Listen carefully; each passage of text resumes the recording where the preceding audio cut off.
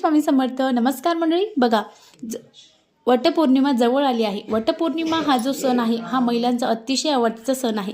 आपल्या पतीला दीर्घायुष्य लाभावं, आपण अखंड सौभाग्यवती राहो यासाठी अनेक महिला अगदी विधिवत याचं उपवास करत असतात. कोणी निरांकार करतं, कोणी फळाहार घेऊन करत असतं. असंच या दिवशी आपल्याला वडाला जाऊन प्रदक्षिणा मारायची आहे, न चुकता विधिवत पूजन करायचं आहे, नमस्कार करायचा आहे आणि आपल्या पतीसाठी, आपल्या पतीच्या दीर्घायुष्यासाठी आपल्याला वडाला प्रार्थना करायची आहे. जसा तू दीर्घ आयुष्य आहे तसंच माझ्या पतीला सुद्धा दीर्घायुष्य कर, अशी आपल्याला तिथे जाऊन प्रार्थना करायची आहे. असंच आपल्या घरामध्ये सतत आर्थिक संकट असेल किंवा आपल्याला कर्जमुक्ती मिळत नसेल तर आपल्याला वटपौर्णिमे दिवशी साधा उपाय करायचा आहे. या दिवशी आपल्याला संध्याकाळी वटवृक्षाच्या झाडाजवळ पिठाचा चारमुखी दिवा तयार करायचा आहे. दिवा हा आपल्याला त्यामध्ये तूप टाकायचं आहे, तेल टाकायचं नाही आणि तिथं वटवृक्षाला सांगायचं आहे की मला या कर्जातून मुक्त कर, माझे आर्थिक संकट दूर कर.